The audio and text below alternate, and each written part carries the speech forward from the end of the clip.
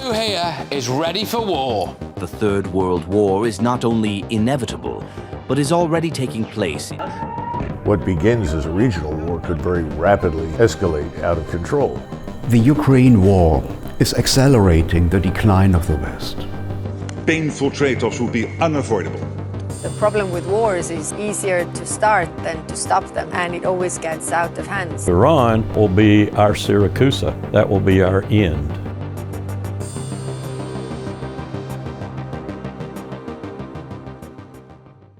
Hi, I'm James Patrick, the director of this film and interview series on World War III. In this interview, I spoke with Colonel Lawrence Wilkerson. He was the former Chief of Staff of Colin Powell and a fierce critic of war. He discusses the moving center of power of the world, economic and political, over to Asia, and how the U.S. is fighting that trend militarily now, but it's a futile process that'll be our undoing. He also called the Iran war and said if America engages in a war with Iran, Israel will be destroyed and the U.S. empire will be done. He called it. Colonel Lawrence Wilkerson, Colonel U.S. Army, retired, 31 years in the Army. After the Army, I worked for Colin Powell in a private capacity for about 3 years, and then we went to the State Department together in 2000. And I worked in the State Department as a policy planning staff member and then as his Chief of Staff for the last 3 years, up until 2005. And ever since that time, I've taught national security affairs at George Washington University and at the College of William and Mary. We lied about Vietnam. We lied about Iraq. We lied about Afghanistan. We lied about Somalia. We lied about Libya. We put more small arms and medium arms into the hands of terrorist groups the world over by not securing Gaddafi's weapons caches in Libya than any arms merchant has ever put into the world. Did the same thing in Iraq. We failed to secure Saddam Hussein's arm caches. We didn't have enough troops to do it, so we just left them for Al-Qaeda and ISIS and others to have their will with. When we found out there were 5,000 red eyes out there, shoulder-fired missiles, the CIA went around trying to buy them back, $5,000 a piece, no questions asked. You know, in 1945, the United States became the newest empire in the world. It became an empire of quite a unique feature, too. An empire with nuclear weapons. We're the only empire in 5,000 years of human history in which there have been hundreds of empires, large and small, to have the technological means to not only liquidate our enemies, but ourselves too, and maybe even disturb the balance of the planet. That's the uniqueness about the American empire. But in 45, we had 51% of the world's gross domestic product. Our main competitors lay prostrate at our feet, both allies and enemies. And we were probably the most extensive empire in the world, despite the British claim that the sun never set on theirs. We really owned the world in 1945. And ever since that time, the first part of which we were checked in our eagerness to be a real empire by a commensurate empire, if you will, on the other side, the USSR. Ever since that tension went away, ever since the Cold War ended, we have been berserk as an empire. Much the way empires in the past have been, whether you're talking about the Persian, the Roman, the Eastern or Western, the Byzantine, that it became in the Eastern Empire, or some of the smaller ones like Hitler's Third Reich, which lasted not 1,000 years, but just a decade or so. Empires pretty much go the same way over time, some faster than others. We are the latest incarnation of that imperial instinct of mankind. Eisenhower in '52 made a statement that was probably more powerful than his one when he retired from presidential office. The one everyone knows about is his comment about the military-industrial complex and what a danger it was to our freedoms and liberties.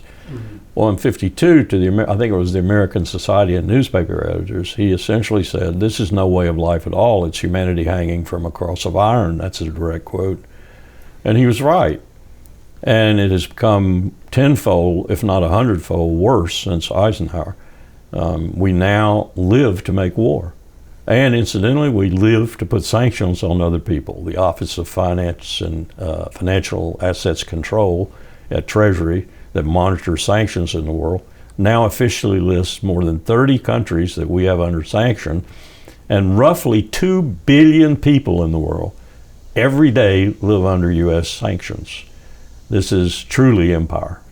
All empires decay, and all empires deteriorate, and all empires collapse. Anyone that said differently would be arguing with 5,000 years of human history. The difference with us today, as I said, and it is a potent difference, is we can arrest our fall with nuclear weapons. Interestingly enough, the Russia-Ukraine conflict has a long history, and it goes all the way back to the time when I was Chief of Staff to Powell, even before that when I was Special Assistant to him when he was Chairman of the Joint Chiefs of Staff. We're talking 1989 to 1993 for the Chief of Staff, and then we're talking State Department 2000 to 2005. And I'm watching what's happening as Gorbachev brings down the Soviet Empire, and the first president is experienced, competent, and smart, George H.W. Bush, having been Vice President to Ronald Reagan for 8 years in a very, very difficult situation because he and Reagan did not see eye to eye on most issues. He comes out and he's president, and he is the perfect president, if you will, to be there when Gorbachev does what he does with the Soviet Union. At those meetings, Powell in particular, as National Security Advisor to Ronald Reagan, he started it in 88 and 89. And then as chairman for Bush, he kind of gets into the middle of it. And in 93, when Bush is defeated, Bill Clinton takes over, and in that year, we get to see the transition. But I'm monitoring it all along from an academic point of view. So what's happening is you get Helmut Kohl, Francois Mitterrand, John Major, Maggie Thatcher, Jim Baker, Edward Shevardnadze, Mikhail Gorbachev, George H.W. Bush, all in more or less concert with regard to the end of the Cold War. That is to say, as the president himself said, in my presence, I will not take advantage of this situation. Later, he would say, we will not only not take advantage, we're going to use this moment to create a new world order. Along comes Iraq and the first war there, and that is his statement about the New World Order. He uses the United Nations, doesn't rebuff it, gets a UN Security Council resolution, and builds a coalition of over 600,000 soldiers, including the Syrians, the Saudis, the Egyptians, the Americans, the British, and does exactly what the UN mandate asked him to do, which is to remove Saddam's army from the country it had aggressed against, Kuwait. That's what he wanted to do. He wanted to establish the UN as a powerful entity to enforcing international law in the world, the most important element of which was no crossing another country's borders and aggressing against it. But that ended. And the promise that he made to Gorbachev about NATO not going 1 inch further to the east, you have to maintain the arc that we've set up. I call it an arc of crisis, in order to stop this movement, this inexorable movement of power away from the American empire and its vassals in the Western Hemisphere, like Europe, to China. It's our way to bleed Russia through proxies so that we don't have to do it. Now, magnificently, we have allowed a tacit alliance between 3 of the most powerful countries in the world, China, India, and Russia. We've compelled that to happen. So it's a dwindling U.S. influence going east. Absolutely. And you start in the Arctic, you move down through the Baltic, you move down through Ukraine, you move down through Georgia, Azerbaijan, and Armenia, and down into Iran, and you have the entire line, call it an attack line, if you will, that the United States and its vassal states are using to arrest this movement of power towards China. But they can't stop it. They can't stop it. It's inexorable. So that's the reason I say this is extremely dangerous. we will, when it becomes quite clear to us that all these proxy wars from Iran to the Baltic Sea to Ukraine to the Arctic aren't working, in fact, are operating against our interests rather than for them, we'll use nuclear weapons to ultimately take on whatever is left of whatever we're trying to defeat, which is going to be 3/4 of the world. This is a suicide mission. Look, let's just examine some realities. 1 in 5 people in the world is Chinese.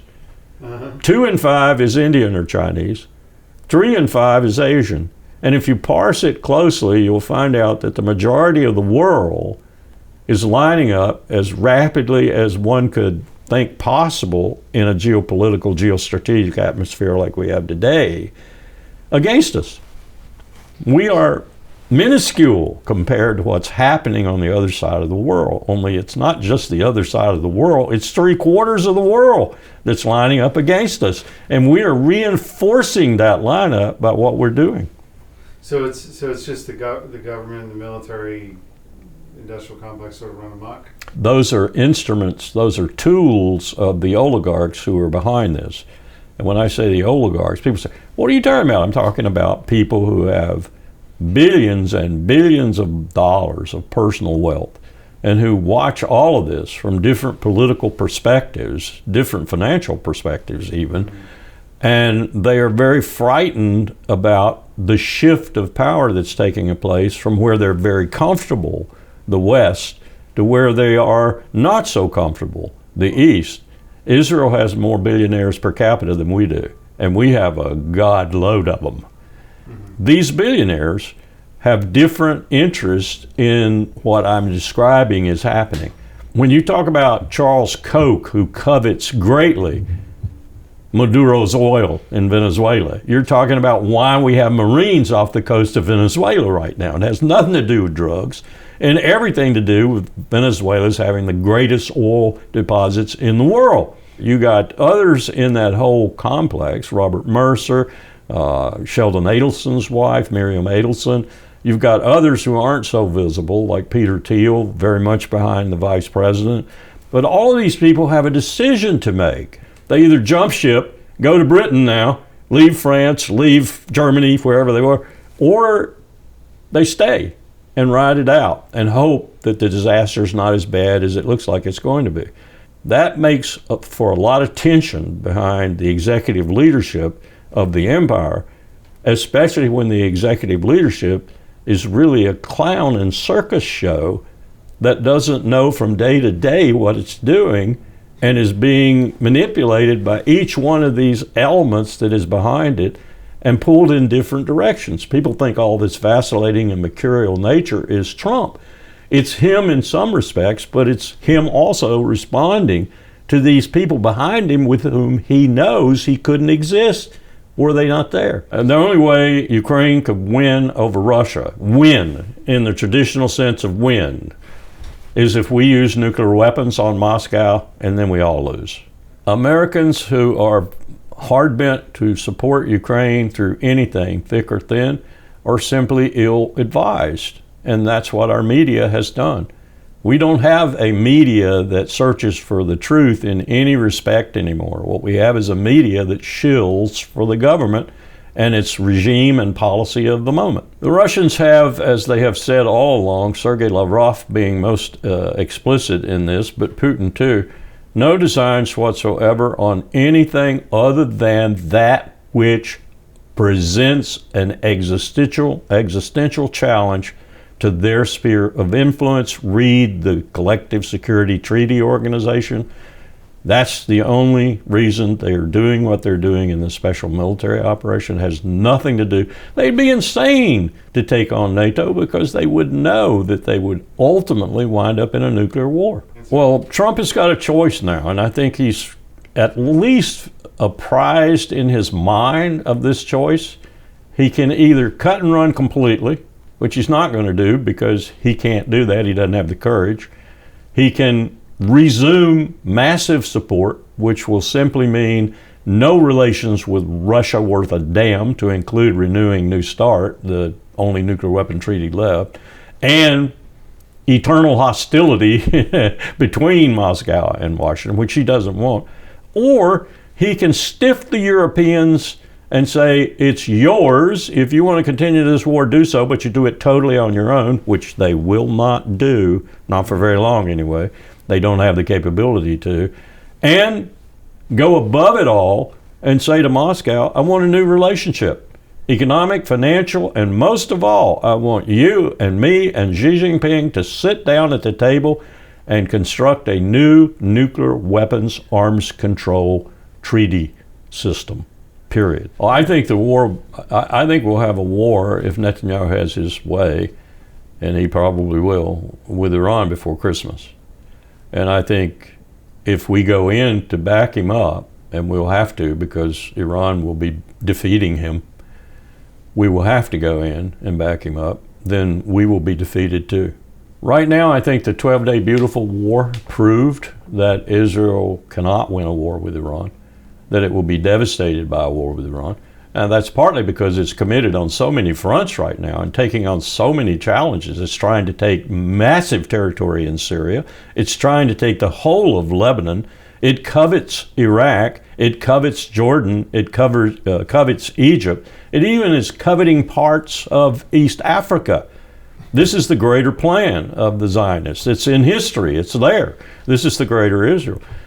The only way Netanyahu can survive politically and actually survive is to keep going. He can't back up. So if he goes to Iran and we back him up, we'll start with air power. That will not do it.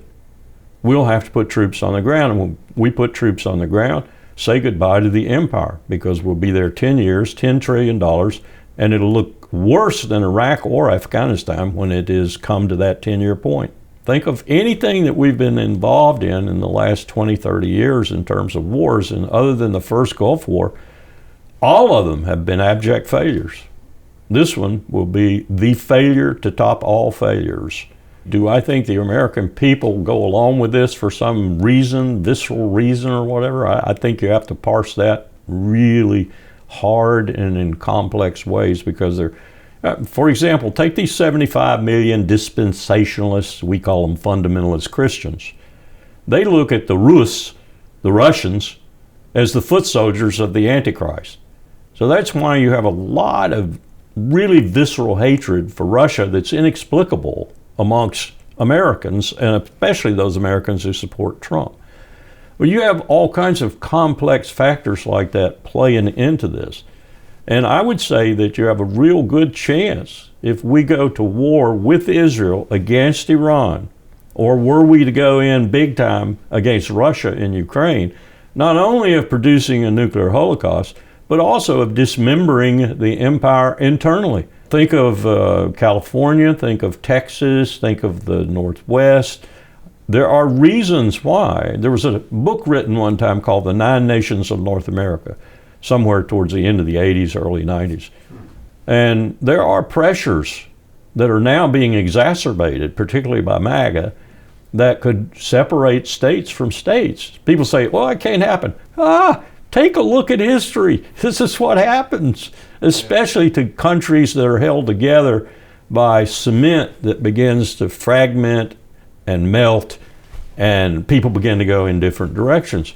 Trump is getting ready possibly to put the same kind of military apparatus in Chicago as he's got in Washington, D.C. I'd say there's a 50-50 chance he will do it within the next month. National Guard troops from red states, basically, in Chicago, armed to the teeth. And Pete Hegseth, the Secretary of Defense, is right now eagerly weeding out all the military people who disagree with the kinds of policies Trump is implementing and replacing them with people who agree. This looks a lot like a much smarter coup d'etat in preparation to me than the one that occurred on January the 6th. I've said before, that January the 6th effort did not fail because the system held. It failed because the coup plotters were incompetent. They shall not be incompetent again. The Europeans do not have the wherewithal to take on Russia. At the end of our Civil War, Ulysses S. Grant had 1 million men under arms. There had been European observers and others, Asians for example, on almost every battlefield of consequence, all the way from Antietam to Cold Harbor.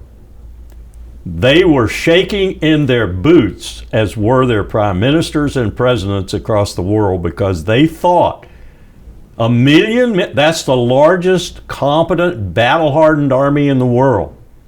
They are not going to stop with their civil war. In a decade or so, that army will be unleashed on us all. They were really worried. Look at their cables back and forth. They were very worried.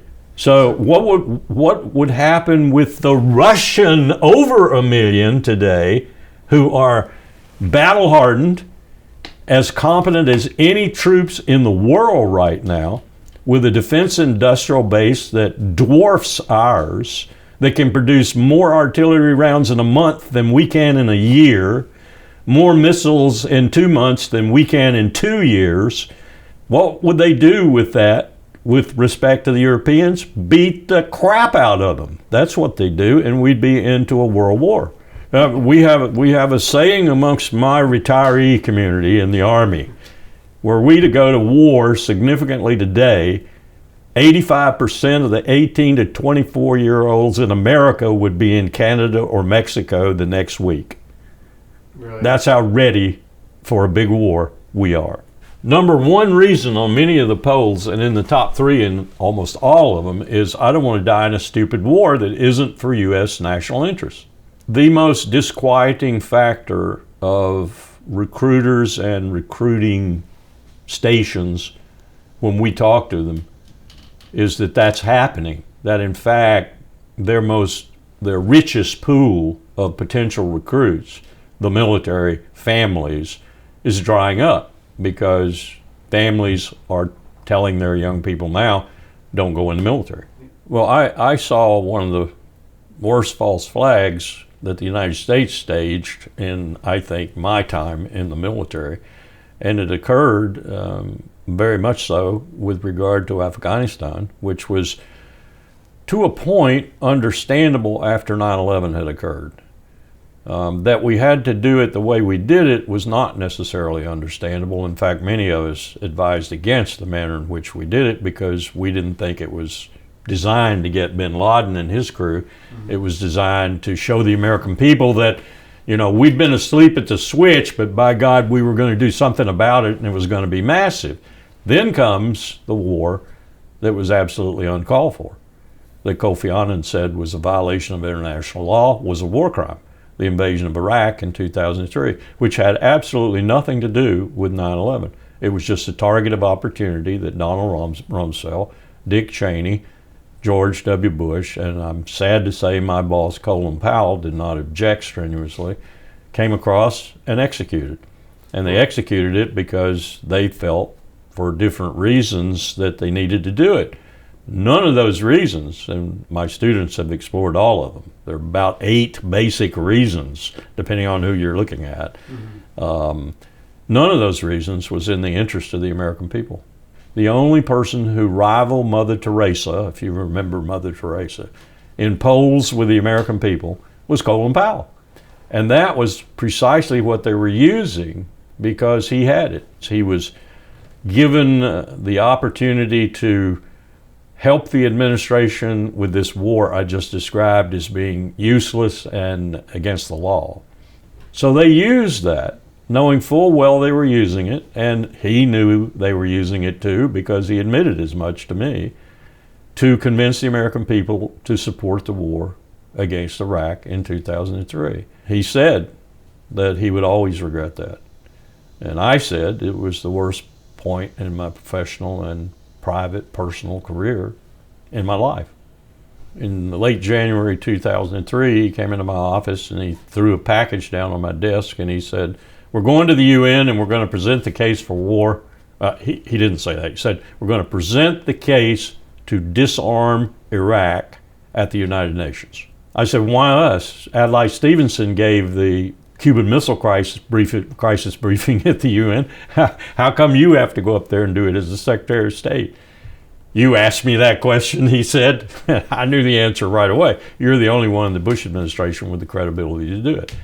So I sat down at my desk, I looked at the thing, I said, this is a damn lawyer's brief. That's all this is. I can't build a presentation around this. It had been written by Scooter Libby and John Hanna in the Vice President's office.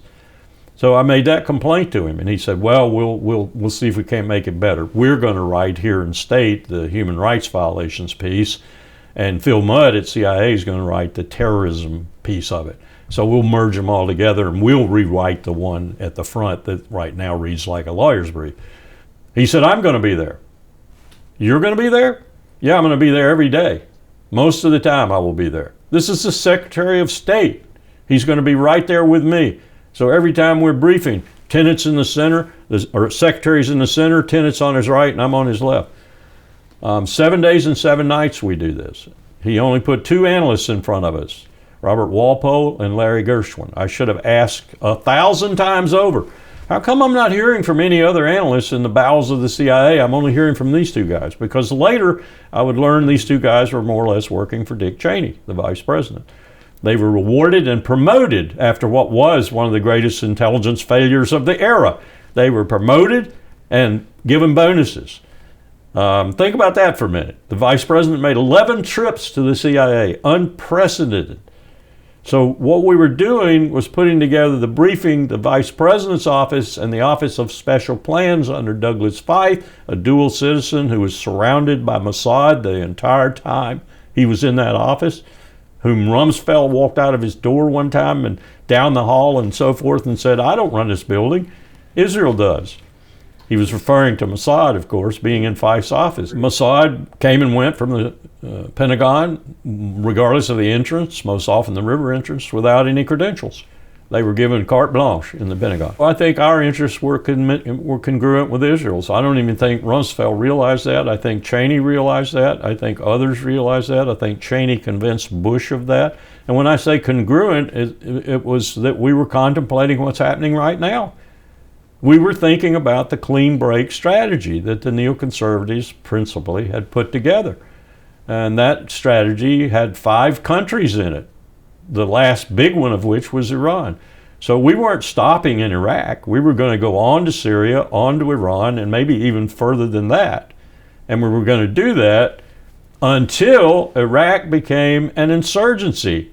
And we realized we couldn't handle Iraq, Afghanistan, and Syria simultaneously and move on to Iran.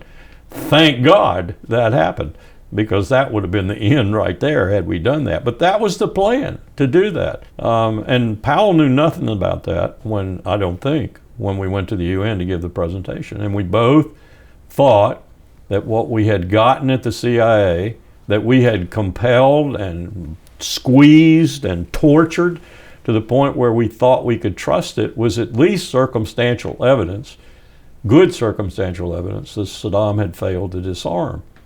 It wasn't. It turned out to be a colossal intelligence failure, as well as a failure on our part to challenge Tenet sufficiently to get him to fess up that he really didn't have an ironclad case. It was not a slam dunk, as Tenet allegedly said in the Oval Office to the president.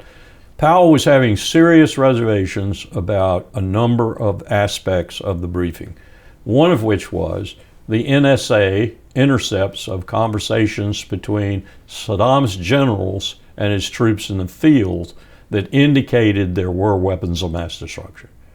We played some of them at the UN, but we didn't play the most damning one.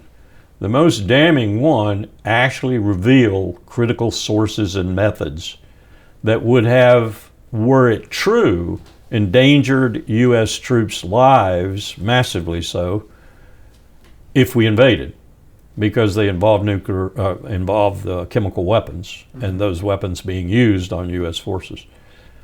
When Tenet told Powell, you can't use that, Powell said, wait a minute, that's the most powerful thing the National Security Agency has captured in conversation between Saddam and his generals. And I can't use it? No, because if you use it, it will indicate to them that we know. And so they will shift what we know and still use it on the troops. So you can't use that, because it will give them warning ahead of time that will cause them probably to use it on the troops. Powell's an old military guy himself, of course. he says, okay, all right, I won't use it, I'm convinced. I've subsequently learned that all of that was absolute apocryphal bullshit.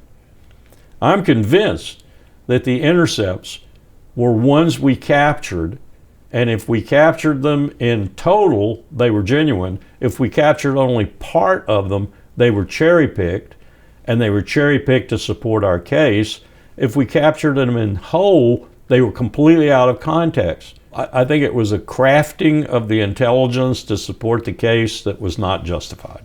We were taking care of the clean break strategy. We were not only cleaning up the Levant for our interests, we were cleaning it up so that Israel, in the residual years, could do what it needed to do to police it for us. Israel was going to become the Shah. Remember, we had the Shah of Iran who kind of did this for us for so long, and incidentally was a good friend of Israel, and Israel a good friend of his? Yes, very good friends. Yeah. Money-making good friends. Yeah. Well, we lost the Shah. And so we were going to substitute the cleaning up, the clean break strategy of the Levant for the Shah, and Israel was going to become the Shah because we would have cleaned it up for them.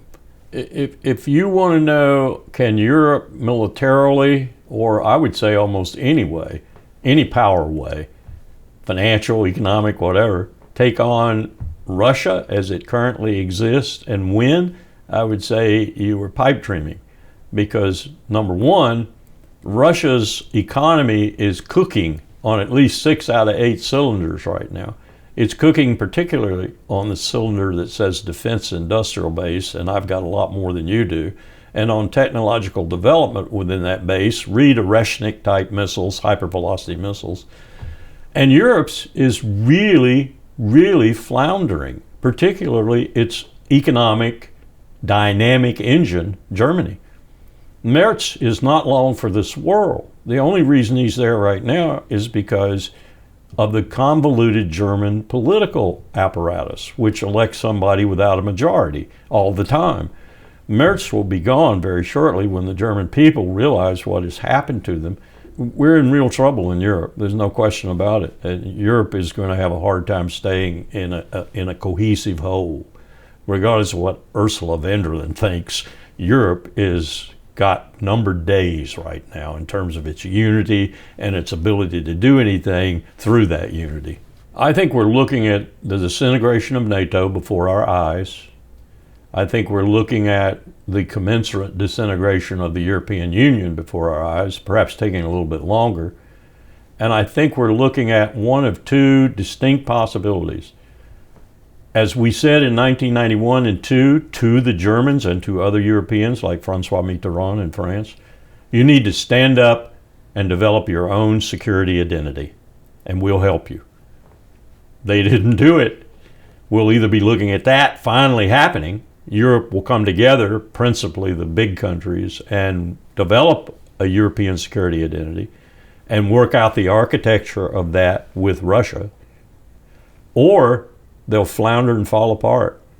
My bet, searching history, is they'll flounder and fall apart. The U.S.-Israel relationship right now is a disaster in my mind because I don't think Trump in any way, fashion, or form understands the nature of what's happening right now in the Levant.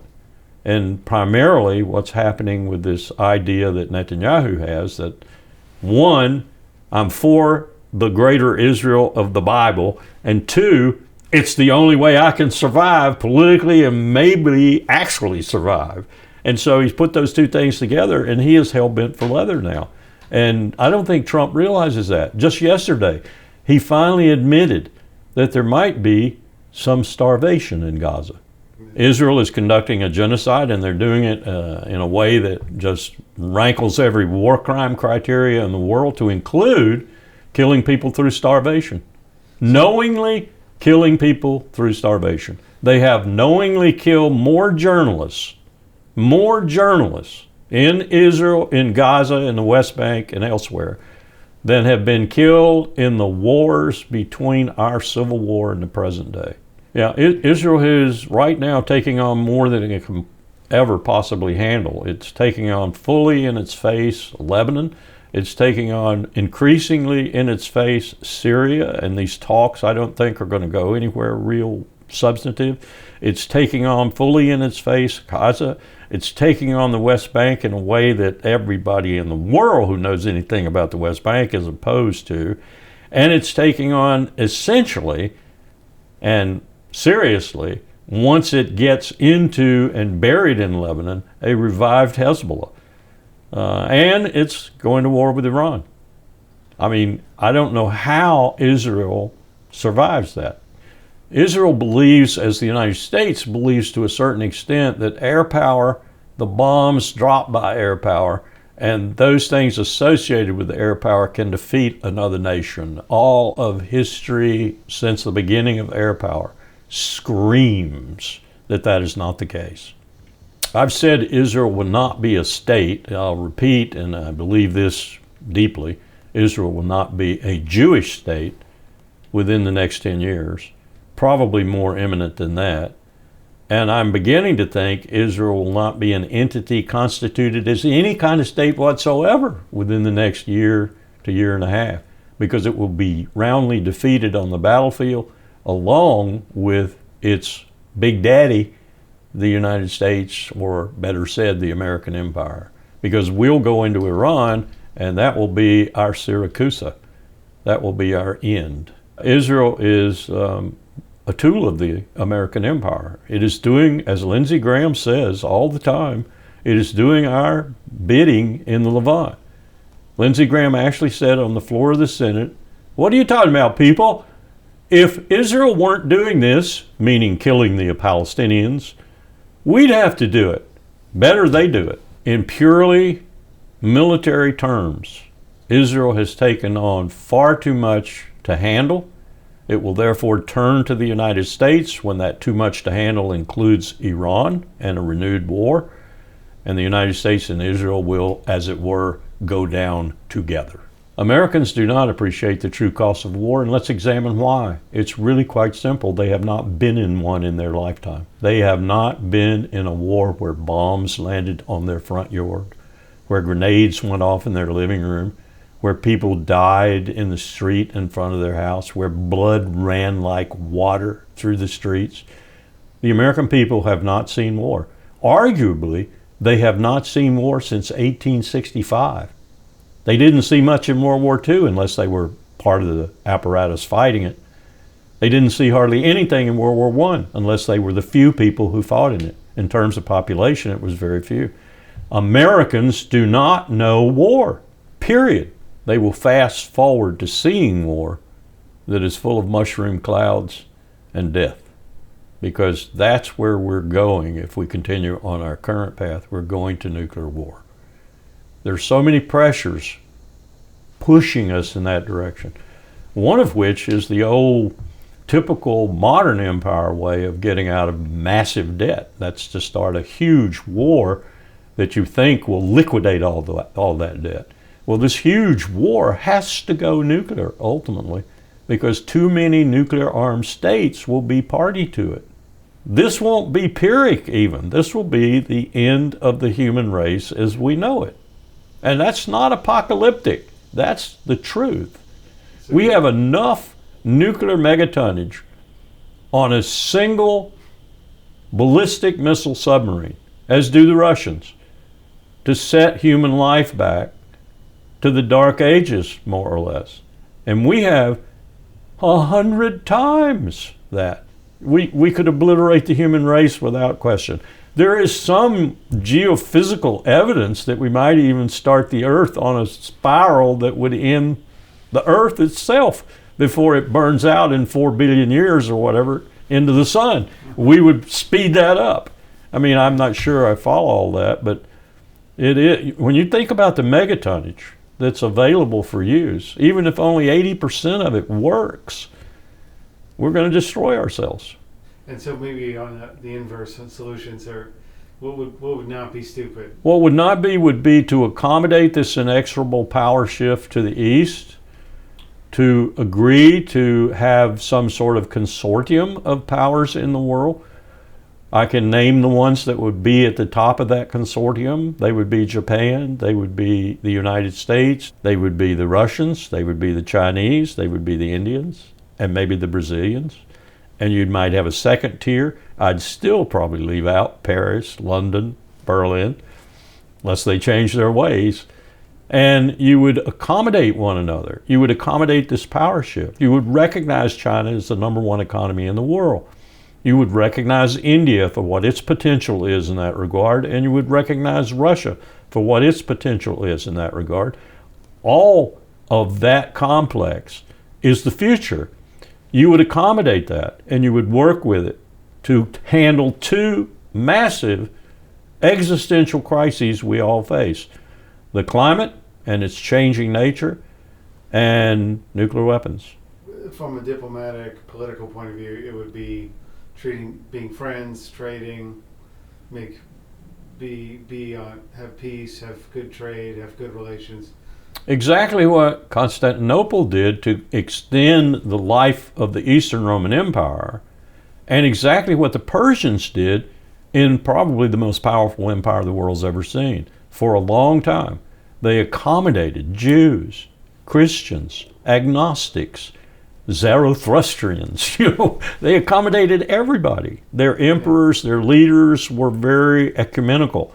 They were very tolerant. They realized that to have trade and economic success, you needed to tolerate all these different people operating in your empire simultaneously. You needed to protect them, such as you could at that time. The Romans, for example, if you were a Roman citizen, you could be miles and miles, hundreds, thousands of miles from Rome and evoke your Roman citizenship, and people would quiver. You actually had something in the way of state power. Well, that's the way to run. That's the way to run the world, I think. A consortium of great powers and others beneath, aspiring to be great powers maybe, but you run it with an eye on the challenges that will wreck you all. I think the Democratic Party has been more blameworthy and more responsible for stupid wars than the Republicans. However we might parse that and say that the outcome of that has been an individual who's so mercurial, Donald Trump, and so vacuous that we don't know that's true anymore. Both parties seem to be as interested in war as one another. And I would hold that opinion too. I would say both the Republicans are trapped in what we call the military-industrial congressional complex, as are the Democrats. So we're damned as a people because neither of our major political parties, and we've created this system, we've created this damn system which protects both of them and won't allow a third one to grow up. We've created it, we made it, we are responsible for it, and it is killing us to have these two political parties whose differences are minuscule when it comes to rape, pillaging, and plundering the world, and this is important, their own people. I do think that there are signs out there that the American people, as it were, are waking up to some of these problems. But I also sense, and I get emails to this effect every day from people I've never met, and some of them are pretty smart people, they're professors, PhDs, saying it's too late.